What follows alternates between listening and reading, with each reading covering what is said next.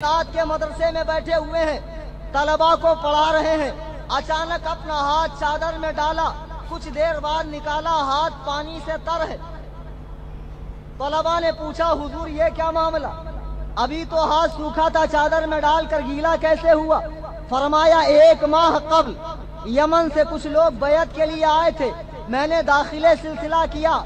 आज वो लोग समंदर में सफर कर रहे हैं, जहाज में अचानक तुग़यानी आ गई, तूफान आ गया, मौजें बेलगाम हो गई और जहाज डूबने लगा। तो एक शख्स ने निदा की, या शेख अब्दुल कादिर जिलानी शय्यल्लाह, खुदा की कसम मैं यहाँ बैठे बैठे वहाँ उनकी मदद के लिए।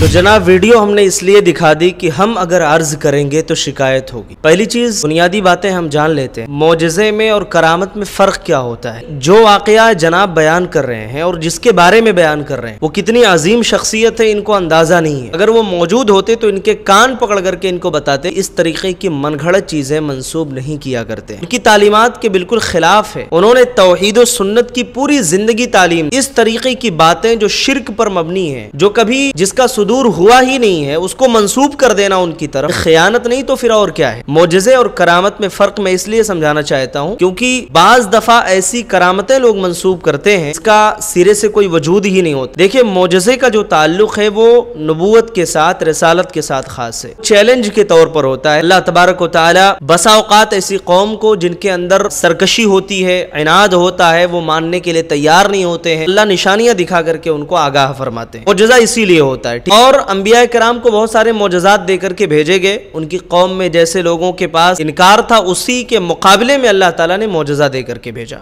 और मौजज़ा एक ऐसी चीज होती है ना जिसका मुकाबला कभी कोई कर ही नहीं सकता है, जिसका कोई तोड़ ही नहीं है पूरी दुनिया के पास। जैसे मूसा अलैहिस्सलाम ने जब लाठी डाली थी, दौड़ता हुआ सांप बन गया था, उस वक्त के जितने भी बड़े बड़े जो जादूगर थे ना, उनके पास कोई जवाब ही नहीं था, उसका तोड़ ही नहीं था। मौजज़ा अल्लाह की तरफ से होता है, इसीलिए अल्लाह ताला ने जितने अंबिया को जो मौजज़ात दिए वो उनकी वफात के साथ खत्म हो गए। कि नबी सल्लल्लाहु को जो मौजज़ा मिला है ना, कुरान का मौजज़ा, आपके दुनिया से जाने के बाद भी बाकी है और क़यामत तक बाकी रहने वाला है। करामत का जो ताल्लुक है वो औलिया के साथ होता है, लेकिन ये जो करामत का मामला है ना, नबी अपनी मर्जी से न मौजज़ा जाहिर कर सकते हैं, कोई वली अपनी मर्जी से करामत जाहिर कर सकते हैं। ये वली के ऊपर जो कोई करामत जाहिर होती है ये अल्लाह की मर्जी और उसकी मंशा से है और ये अल्लाह का फजल हुआ करता है। बात ये भी मैं जिक्र कर दूं, आमतौर पर कभी कभी लोग धोखा खा जाते हैं। जैसे कोई एक ऐसा इंसान है जो कभी नमाज नहीं पढ़ता, रोजे नहीं रखता है ना, उसके मामलात लोगों के साथ ठीक नहीं है, पागलों की तरह पेड़ के नीचे बैठा हुआ है, नहाता है, न साफ सफाई का एहतमाम करता है। और अगर कोई ऐसी चीजें वो दिखाए वो की नजर में बहुत ताज्जुब खेज हो, हैरतनाक हो, तो क्या उसको आप करामत कहेंगे? करामत हो ही नहीं सकता है, वो शैतान की चाल है, उससे आप होशियार रहें। इसलिए अक्सर लोग भटक जाते हैं। वली कौन है?